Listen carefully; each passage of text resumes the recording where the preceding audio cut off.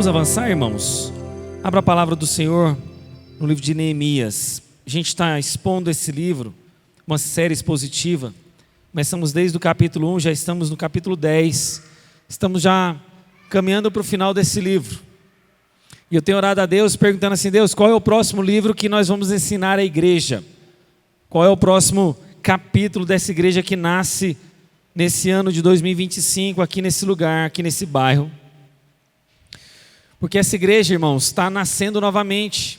De novo, essa igreja começa, um trabalho aqui novo. Então, nós estamos aqui formatando uma ideia de igreja.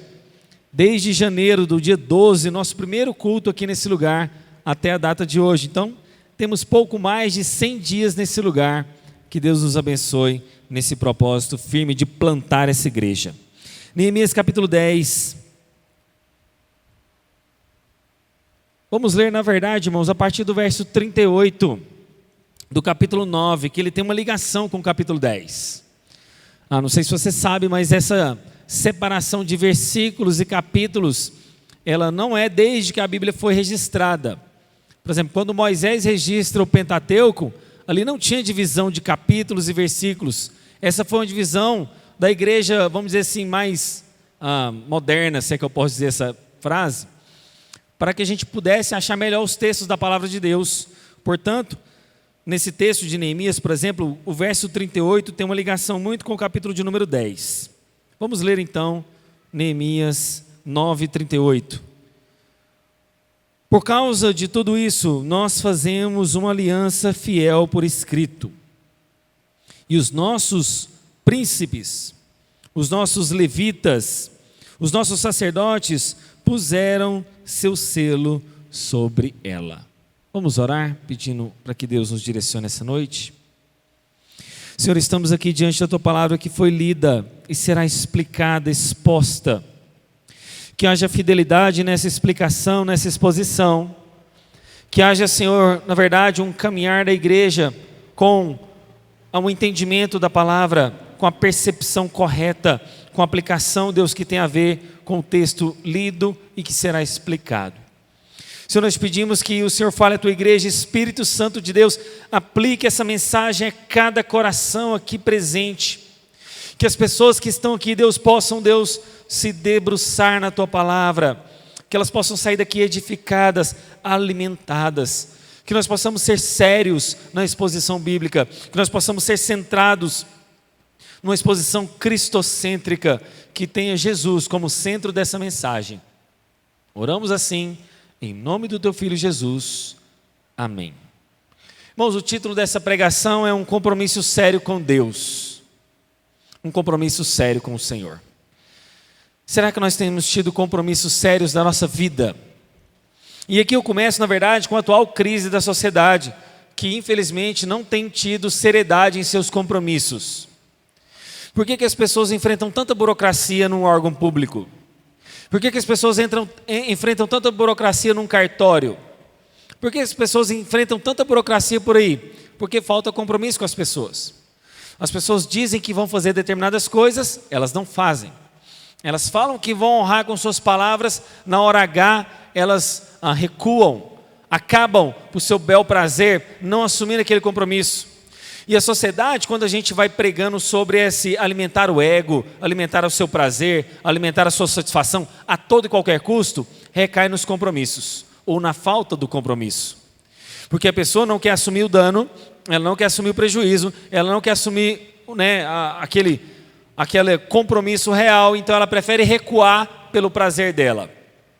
Basta ver quando você de repente convidou um amigo para sair, para jantar, ou para almoçar na sua casa, e de última hora, pelo bel prazer dele, às vezes ele inventa um compromisso, e fala, eu não posso ir na sua casa, mas na verdade ele fala que tem um compromisso, é um meio talvez genérico. Eu não estou dizendo que é todos os casos, tá, irmãos? Estou dizendo alguns casos, Alguns casos onde a pessoa fala assim, não, eu tenho um compromisso. Às vezes ela criou um compromisso para ela fugir do seu. Ou às vezes ela fala, não, eu tenho um compromisso. Às vezes o compromisso de dormir, às vezes o compromisso de descansar. De alguma maneira ela vai tentar fugir daquela palavra que ela diz que iria honrar. E esse compromisso, irmãos, dessa falta de palavra, vale com o nosso patrão, vale com você na escola, com o seu professor, vale na verdade com os seus amigos, vale na verdade com a sociedade de uma forma geral, na verdade com o seu irmão da igreja. E por que não dizer que isso reflete no seu relacionamento com Deus? A gente, na verdade, quando lê o Salmo de número 15, eu não faço esse costume de ler textos durante a pregação, mas esse eu faço questão de você abrir. Deixa um pouquinho esse texto aí e abra no Salmo de número 15. Vamos ler todo esse Salmo, ele é curto, é um Salmo pequeno. Salmo de número 15. Vamos ler todo este Salmo.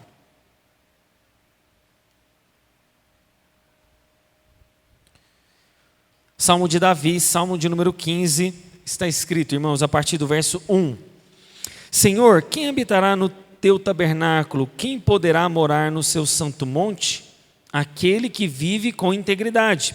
Olha, que pratica a justiça, que de coração fala a verdade, aquele que não difama com sua língua, não fala mal ao próximo, nem lança injúria contra o seu vizinho, aquele que aos seus olhos tem por desprezível ao que merece reprovação, mas honra os que temem o Senhor, aquele que jura e cumpre o que prometeu, mesmo com prejuízo próprio, aquele que não empresta o seu dinheiro com usura, nem aceita suborno contra o inocente. Reparou o final do verso 4?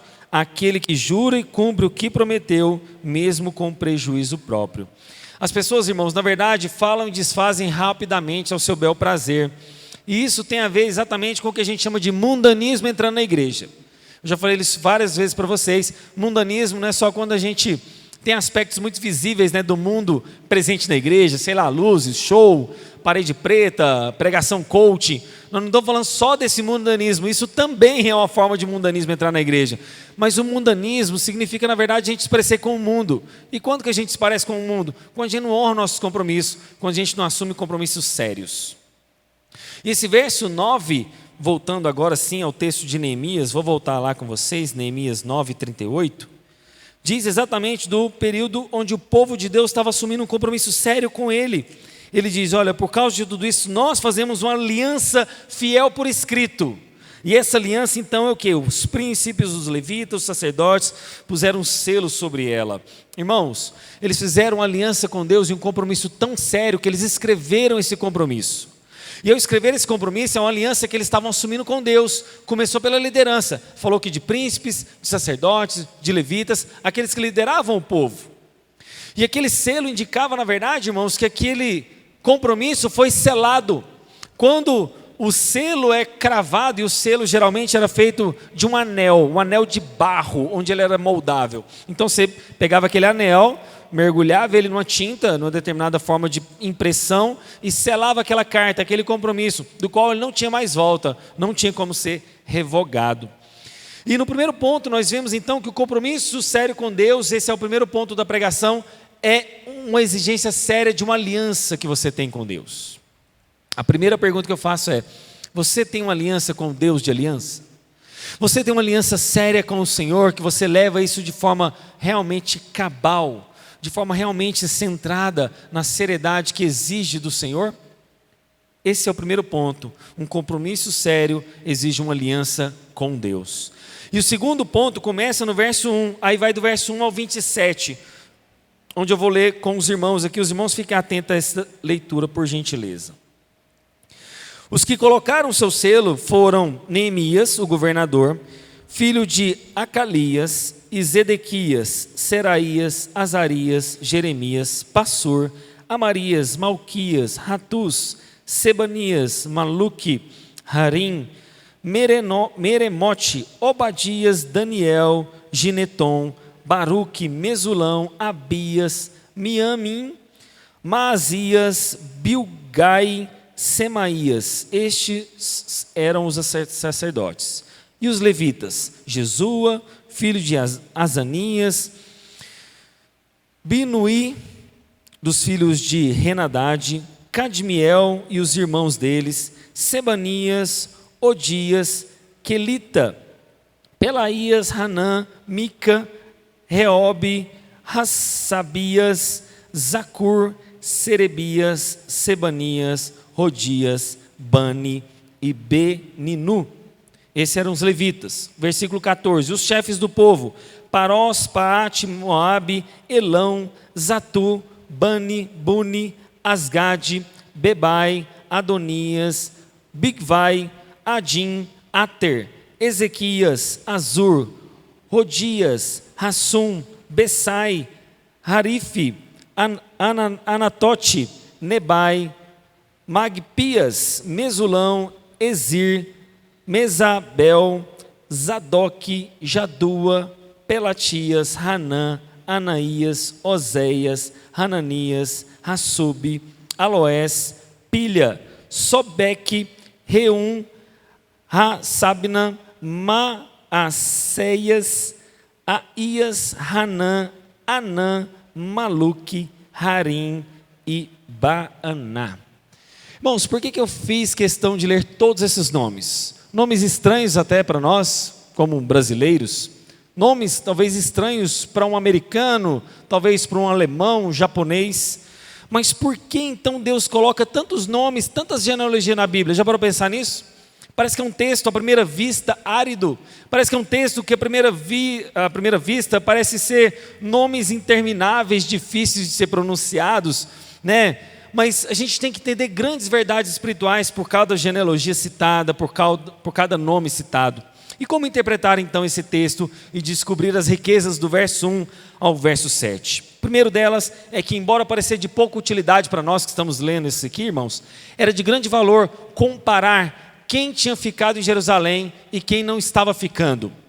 Essas pessoas assumiram aquele compromisso, lembra aquela aliança que nós falamos? Os levitas, os sacerdotes, os príncipes, pois é, estavam sendo registradas quem ia ficar em Jerusalém. Nós vimos que Jerusalém estava desabitada, nós vimos nas pregações anteriores. Era uma cidade que Neemias construiu um muro, mas o que adianta muros fortes em uma cidade que não tem gente habitando?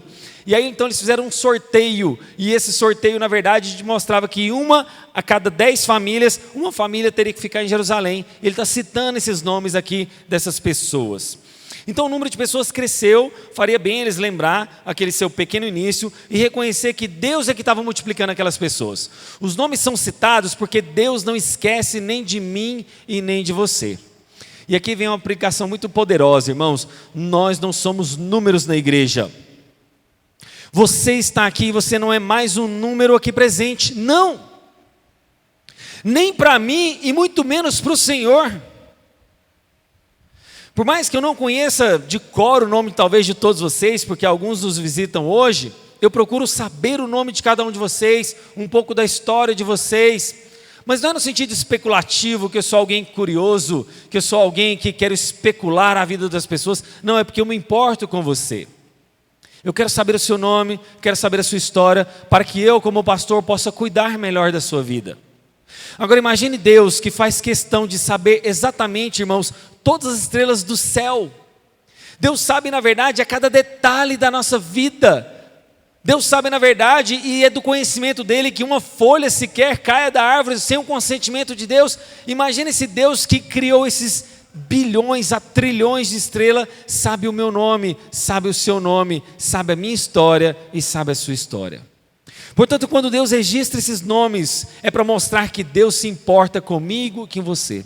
Talvez nomes estranhos aqui pode parecer aos nossos olhos, mas para um judeu que lê o meu nome Christopher, e ele estivesse lendo um nome aqui na Bíblia, ele talvez acharia muito estranho, um número diferente, um nome que talvez, mas Deus sabe quem é o Christopher, onde ele nasceu, onde ele mora, quem ele é, o servo eleito do Senhor, amém? Então quando você vê registros bíblicos na história, lembre-se que Deus se importa com essas famílias, com pessoas, e Ele faz questão de registrar estes nomes. A segunda coisa que a gente pode aprender com esses registros de nomes, de genealogia, é que os judeus não desprezam suas raízes. Eles não tinham memórias curtas, eles tinham uma herança, eles sabiam quem ia povoar aquela cidade. Portanto, nós vivemos um tempo onde as pessoas perdem as memórias, têm amnésia. Basta eu te perguntar quem são os nomes dos seus bisavós. E eu faço questão da Ana Clara lembrar dos nomes dos bisavós dela. Porque, irmão, pensa bem comigo. Se o meu bisavô estivesse vivo hoje, ele viria isso aqui acontecendo e fala, nossa, aquele lá é o meu bisneto. Mas e o meu tataravô? Eu não sei o nome. Quer dizer que por 4 gerações a minha família já foi esquecida. Quer dizer que por 4 gerações atrás, e eu não falo do meu pai, do meu avô, do meu bisavô, mas do meu tataravô, eu já não sei mais o nome. Quer dizer que daqui a 4 gerações o seu nome é esquecido. Quer dizer que daqui a 4 gerações ninguém vai saber mais quem é você. Já parou para pensar nisso? Que daqui a 4 gerações, se você tiver filhos, seus filhos tiverem netos, bisnetos e trisnetos, de repente eles já não sabem mais o seu nome. Mas nós precisamos guardar na memória isso. Para Deus é importante. Para Deus é importante. Deus registra cada nome, porque cada nome tem a sua particularidade e uma aliança, um compromisso sério com Ele. Sabe por que Deus fez questão de registrar esses nomes? Pessoas que fizeram compromissos sérios com Ele. Será que Deus pode registrar o seu nome como um compromisso sério com Ele? Será que como Mesulão, Abias, Semaías, Bilgai, Jesua, que fizeram um compromisso sério com Ele, você, eu, podemos também ter o nosso nome escrito como pessoas que fizeram um sério compromisso com Ele? Primeiro ponto então da nossa pregação é que as pessoas assumiram um compromisso sério com o Deus de aliança. O segundo ponto é que esse compromisso sério tem nome de pessoas, que tem que ser o meu nome, tem que ser o seu nome. Mas o terceiro ponto dessa pregação começa no verso 28, e aí vai até o verso de número 31, que diz o seguinte: o resto do povo, os sacerdotes, os levitas, os porteiros, os cantores, os servidores do templo e todos os que tinham se separado dos povos de outras terras para seguirem a lei de Deus, com as suas mulheres e os seus filhos e as suas filhas, todos os que tinham saber e entendimento, firmemente aderiram aos seus compatriotas, os nobres, e comprometeram com o juramento e sobre a pena de maldição que andariam na lei de Deus que foi dada por meio de Moisés, o servo de Deus, que guardariam e cumpririam todos os mandamentos do Senhor, o nosso Deus, e os seus juízos e os seus estatutos, que não dariam as suas filhas em casamento aos povos da terra, nem escolheriam as filhas deles para se casar com seus filhos, que se os povos da terra trouxessem qualquer mercadoria ou qualquer cereal para vender no dia do sábado, nada comprariam deles no sábado, nem em dias santificados, e que no 7º ano abririam mão da colheita e de todo e qualquer cobrança. O último ponto dessa pregação, que começa nesse verso 28 e vai até o 31, mostra um compromisso sério que envolve compromissos específicos. Se nós vimos o primeiro ponto, que o nosso compromisso sério é com Deus de aliança. Se nós vimos o segundo ponto, que compromissos sérios com Deus envolvem nomes específicos, que é o meu, que é o seu, que é o de Mesulão, Abias, Bigail, enfim, todos esses nomes. Um compromisso sério com Deus envolve também compromissos específicos. Não adianta você falar assim: Deus, eu me comprometo com o Senhor, de forma genérica. O que é você se comprometer com Deus? O que é na prática você ter um compromisso sério? Você fala que tem um compromisso com Deus de aliança, mas como que na prática, especificamente, você pode dizer que tem esse compromisso sério? Aqui nós vamos ler alguns pontos. O primeiro ponto desse compromisso sério é que eles tinham um compromisso com unidade. O verso 28 mostra sacerdotes, levitas, porteiros, cantores, servidores do templo. Na verdade, irmãos, mostra uma unidade na diversidade, como a gente já viu aqui no livro de Neemias. A ideia, irmãos, do reino de Deus não é cada um ser igual ao outro no sentido de sermos exatamente a mesma pessoa, entende? É exatamente a beleza de Deus está nessa diversidade. Nós somos pessoas diversas, pensamos de certa maneira distintamente um do outro, temos roupas diferentes, temos fisionomias diferentes, mas nessa diversidade tem que haver unidade de propósito. Servimos ao mesmo Deus, caminhamos com a mesma fé, esperamos o mesmo Salvador, cremos num só Deus.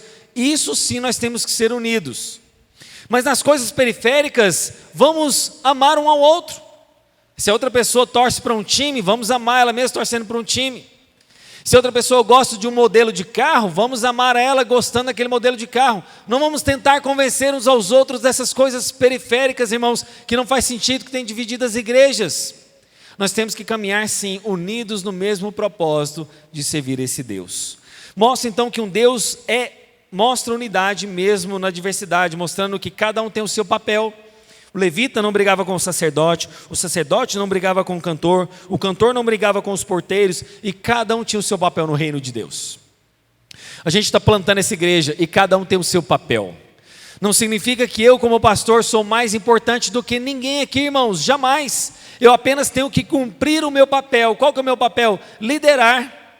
E se eu liderar de forma errada, Deus vai me cobrar isso. Então a minha liderança aqui não é para eu construir um reinado próprio pessoal, onde as pessoas me obedecem, onde eu mando. Não, eu preciso exercer essa liderança para que a igreja vá bem. E se eu exercer uma liderança ruim, a igreja vai mal e todo o povo vai sofrer. Então isso não tem que ser para a vaidade, para o ego, para um narcisismo próprio. Não, irmãos. Da mesma forma que o nosso irmão Denis está lá fora servindo, vigiando, por exemplo, o carro dos irmãos, não permitindo que alguém entre na igreja, ele está servindo ao Senhor, e ele tem a sua importância, assim como eu aqui pregando, com fidelidade, que tem que passar a semana estudando, para que eu não fale aquilo que eu estou pensando, para que eu não pregue aquilo que eu deseje, mas aquilo que a palavra de Deus diz, para que você ouça, como voz do próprio Deus, o que está sendo dito aqui, e não o que eu acho que eu penso. Portanto, então, o primeiro ponto que a gente vê é unidade. O compromisso que você precisa fazer, irmãos, com Deus, é unidade no povo de Deus, mesmo diante dessa diversidade. O segundo ponto que dentro desse mesmo texto que mostra, é que as pessoas se separaram de outros povos para seguirem a lei de Deus. Olha aqui o que eles falam. E todos os que tinham se separado dos povos de outras terras para seguirem a lei de Deus. E eles fizeram isso em famílias. Fala que, olha só, foi com filhos, com as filhas, isso que tinha entendimento, firmemente aderiram aos seus compatriotas, os nobres, e prometeram com juramento, sob pena de maldição, que andariam na lei de Deus. O segundo aspecto aqui, irmãos, qual que é o compromisso específico que você precisa assumir com Deus, além da unidade? Obediência à palavra. Essas pessoas se separaram com famílias, o compromisso sério e reto com eles era com a palavra de Deus, com a lei de Moisés. Essas pessoas deixaram outros costumes, outros deuses, para seguir, na verdade, tão somente aquilo que Deus havia dito. E nós estudamos hoje aqui de manhã exatamente sobre a palavra disso, santidade. Sabe o que quer dizer santidade? Separado. Você é santo, não porque você não erra. Você é santo não porque você não peca, porque você é separado. Você é santificado e você é santo porque você é separado do mundo, não porque você é infalível, inerrante. Portanto, o compromisso sério e específico é com a unidade, mas também com a retidão da palavra de Deus. E eles andariam isso, irmãos, sobre essa retidão da lei de Moisés, que eles prometeram sobre pena de maldição sobre eles. Deus, se nós não andarmos com retidão na tua palavra, nós pedimos, nos amaldiçoe. E Deus, irmãos, na verdade, leva muito sério esse compromisso real. E eu volto a dizer, uma sociedade sem compromisso. Eu volto a dizer, pessoas que se desviam da palavra de Deus para cumprir o seu bem-estar. Quantas vezes você desonrou a palavra de Deus, desobedeceu a palavra de Deus pelo seu bem-estar próprio, pessoal, pelo seu prazer mesmo?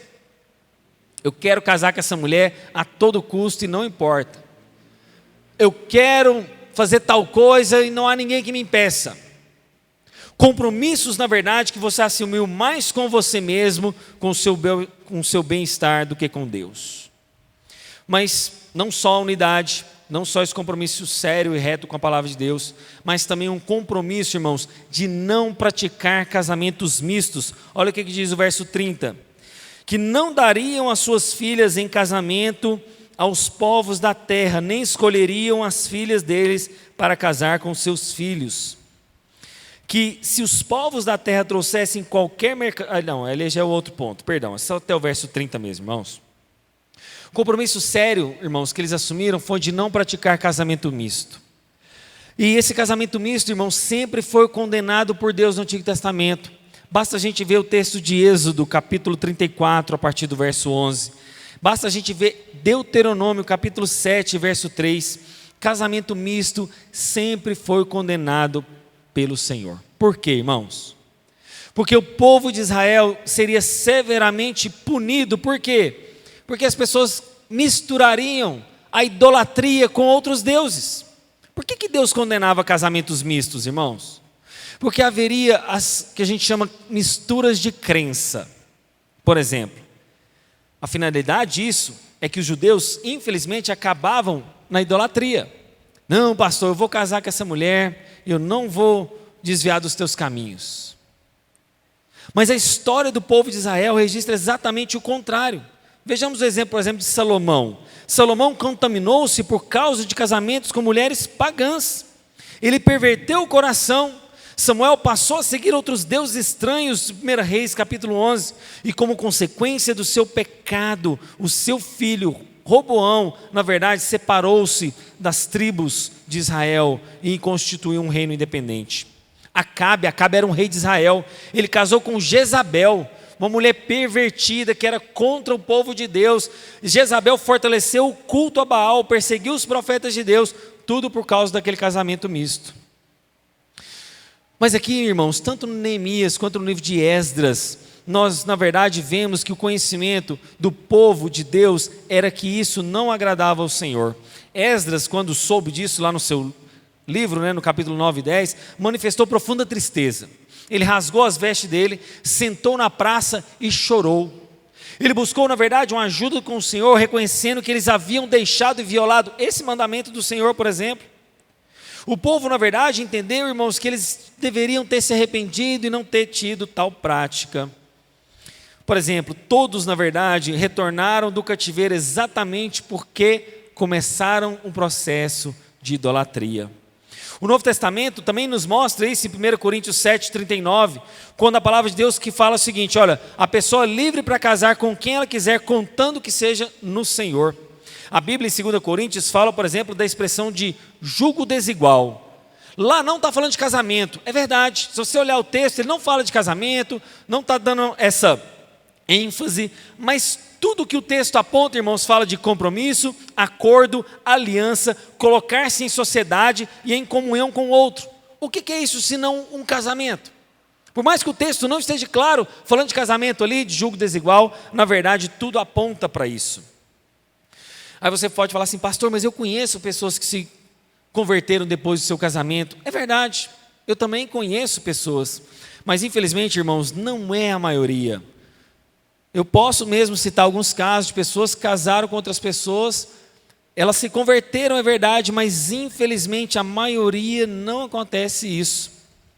Jovens, na verdade, com dificuldade de achar pessoas dentro da igreja, eu também reconheço isso.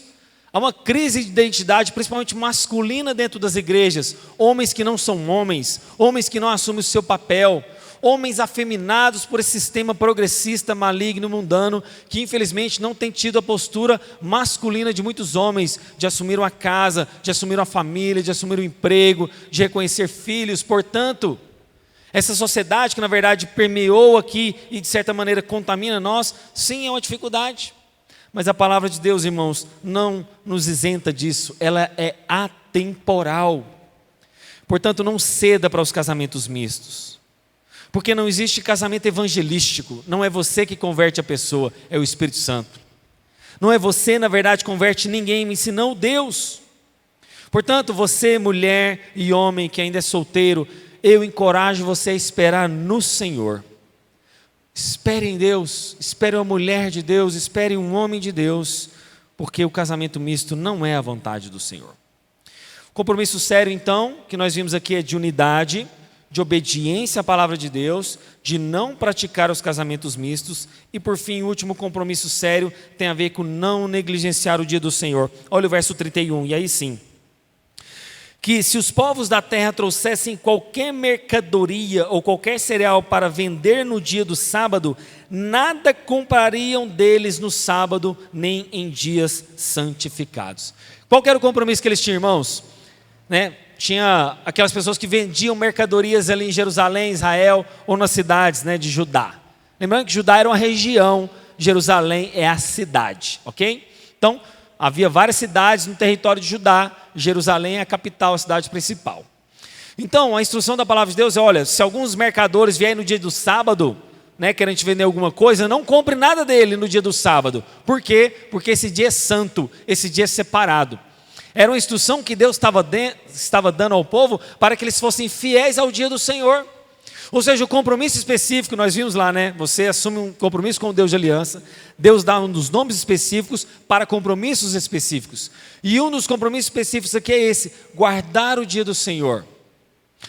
Eu sei que a gente tem as nossas críticas aos adventistas do sétimo dia, é verdade. Mas nós deveríamos ter a seriedade, irmãos, de guardar o dia do Senhor. Não no sentido de que você vai para o inferno necessariamente, não no sentido de forma cabal, como talvez muitos pregam, não nesse sentido, mas da seriedade de guardar o dia do Senhor. E nós não estamos falando aqui de sermos domingo idólatras, afinal a nossa sociedade precisa de médicos, médicos trabalham aos domingos de repente, enfermeiros precisam trabalhar aos domingos, bombeiros, enfim, cada profissão aí de repente precisa de um trabalho do domingo, mas você tem tirado o dia do Senhor? Vamos supor que você trabalha no domingo, algum domingo ou outro, você tirou um dia para santificar a Deus, para descanso, para se dedicar ao Senhor? Se você de repente trabalhou no domingo, faça isso então no sábado, faça isso na segunda, na terça, o dia da sua folga. Santifique o dia do Senhor, tire um dia para o Senhor. Nós tiramos o domingo, de fato, porque Jesus ressuscitou ao terceiro dia, no domingo. Hoje é o dia da ressurreição de Cristo, assim como Ele foi crucificado na sexta, ressurge no domingo. Nós tiramos esse dia como o dia do Senhor, não mais o sábado, como no Antigo Testamento. Mas como está a sua seriedade para o dia do Senhor? Você tem relativizado esse dia? Você tem relativizado a vinda à casa do Senhor? Você tem relativizado esse compromisso sério e reto diante do Senhor? Ou você tem quebrado este mandamento? Eu quero encerrar esse ponto e passar para as aplicações, só dizendo o seguinte, irmãos. Quebrar o dia do Senhor é igualmente sério do que um adultério. Quebrar o mandamento do Senhor de não guardar o dia para descanso, para o dia do Senhor, do culto, é igualmente sério como roubar. Não guardar o dia do Senhor é igualmente sério do que você criar imagem para adoração. Você entende isso? Os 10 mandamentos, irmãos, são igualmente sérios, de um compromisso sério com Deus. As aplicações, e eu na verdade só tenho uma aplicação. Irmãos, nós precisamos ter um compromisso sério com esse Deus sério neste lugar. Nós precisamos selar uma aliança com Deus, assim como o povo fez lá no início do texto, quando a gente leu, lembra? Neemias 9:38. Nós precisamos selar um compromisso sério com um Deus de aliança por tudo aquilo que Deus fez por nós. E eu quero terminar lendo as resoluções de Jonathan Edwards, que eu fico envergonhado, irmãos, de ler isso aqui, porque ele escreveu 70 resoluções, eu li as 70, eu já tinha lido essas resoluções, eu tentei fazer isso no passado, mas sabe quando vai esquecendo a vida vai passando, e eu lendo as resoluções de Jonathan Edwards, que ele resolveu assumir diante de Deus, eu fiquei muito envergonhado que eu não me inseri em nenhuma delas, não coube a minha vida vivida no meu cotidiano em nenhuma das 70, eu vou ler apenas algumas que eu separei, e eu convido você a lê-las. Coloque lá no Google, resoluções de Jonathan Edwards, o primeiro link que vai aparecer é da página do Monergismo, e você vai ler elas na íntegra, é só um texto muito simples, mas eu quero ler algumas dessas resoluções. Ele começa a introdução.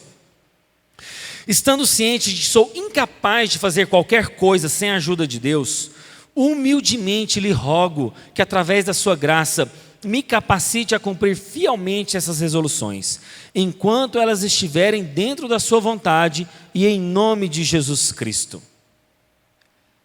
Lembro de ler essas resoluções uma vez por semana. Eu não vou citar 70, algumas. Primeira, resolvi que farei tudo aquilo que seja para a maior glória de Deus e para o meu próprio bem, proveito e agrado, durante todo o tempo de minha peregrinação, sem nunca levar em consideração o tempo que isso exigirá de mim, seja agora ou pela eternidade. Resolução de número 3.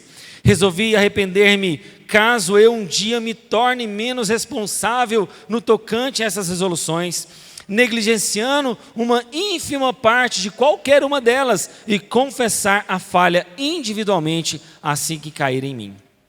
Resolvi também nunca negar alguma maneira ou coisa difícil, seja no corpo, seja na alma, menos ou mais, que leve à glorificação de Deus. Resolvi jamais desperdiçar um só momento do meu tempo. Pelo contrário, sempre buscarei formas de torná-lo mais proveitoso possível. Resolvi viver usando todas as minhas forças enquanto eu viver. Resolvi jamais fazer alguma coisa que eu não faria se soubesse que estava vivendo a última hora da minha vida. Já parou para pensar nisso? Resolvi jamais fazer alguma coisa que eu não faria se eu soubesse que estava vivendo a última hora da minha vida.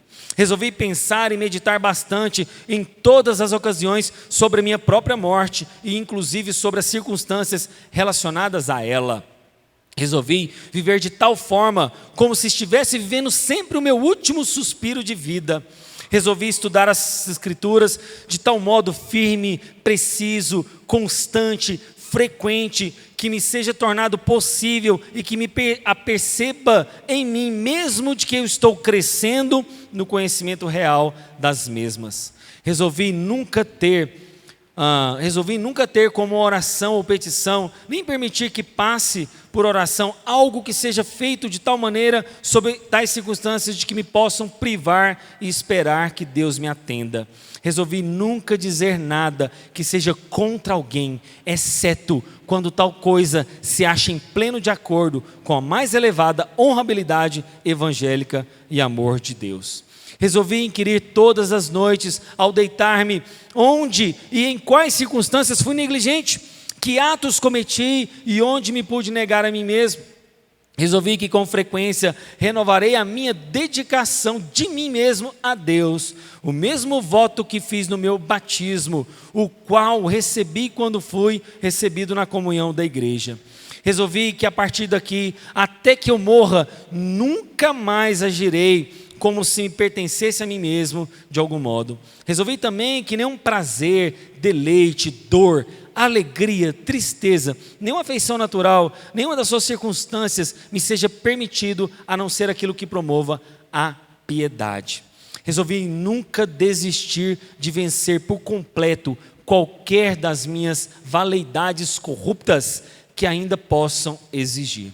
Resolvi fazer tudo aquilo que, vendo outros fazerem, eu possa haver desejado ter sido eu fazê-lo. E por fim, a última resolução, escrita em 17 de agosto de 1723, diz o seguinte: que haja sempre algo de benevolente toda vez que eu fale.